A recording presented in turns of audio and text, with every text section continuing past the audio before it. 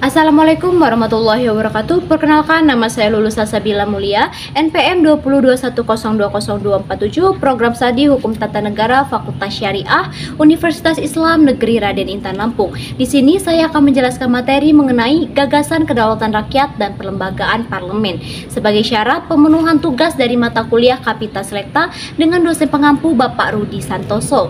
Di sini saya sebagai perwakilan dari Hukum Tata Negara kelas E. Teori kedaulatan menurut Jean Bodin, kedaulatan adalah kekuasaan tertinggi terhadap para warga negara dan rakyatnya tanpa ada suatu pembatasan apapun dari undang-undang.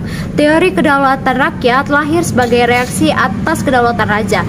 Tokoh yang menjadi bapak dari teori tersebut adalah J.J. Rawls, dan pada akhirnya teori ini menjadi inspirasi dari revolusi Prancis. Yang menarik perhatian dari ajaran Rawls ialah adanya dua macam kehendak dan rakyat yang dinyatakan sebagai berikut.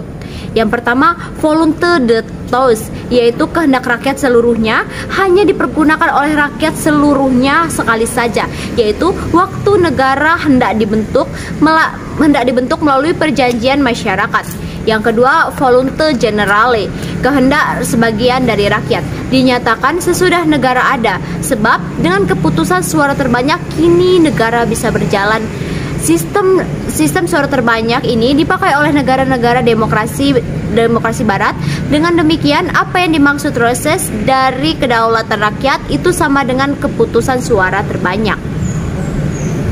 Kelembagaan parlemen. Tujuan untuk dibentuk parlemen adalah untuk menyuarakan aspirasi publik. Fungsi ini sejalan dengan asas kedaulatan rakyat, yaitu membatasi kekuasaan agar tidak sewenang-wenang dengan melakukan kontrol antara kekuasaan. Adapun lembaga atau badan pembentukan peraturan yang merupakan representasi dari rakyat dikenal sebagai badan legislatif atau parlemen di dalam sistem parlementer murni.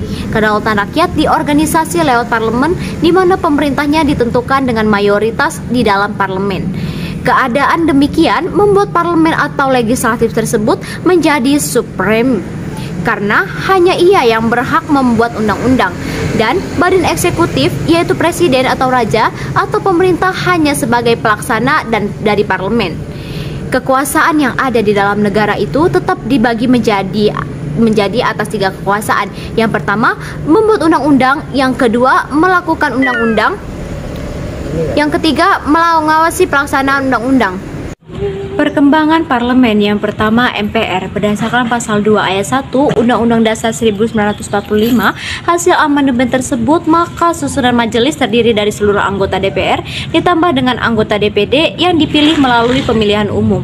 Menurut aturan yang ditetapkan dengan undang-undang, dengan komposisi yang demikian diharapkan majelis dapat benar-benar mencerminkan pengejawantahan seluruh golongan dan seluruh lapisan masyarakat.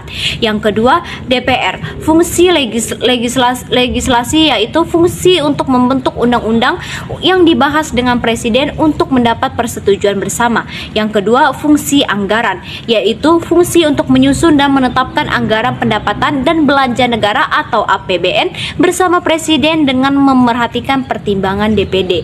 Yang ketiga, fungsi pengawasan, yaitu fungsi melakukan pengawasan terhadap pelaksanaan Undang-Undang Dasar Republik Indonesia tahun 1945, undang-undang dan peraturan pelaksanaannya.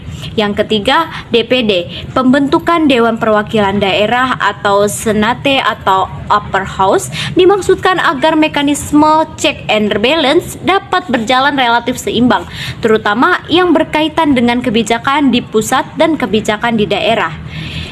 Dengan penjelasan saya dari awal, maka kesimpulannya setiap negara yang merdeka ialah negara yang berdaulat, dan pelaksanaan dari kepemerintahan negara tersebut adalah tergantung kedaulatan yang dianut negara tersebut.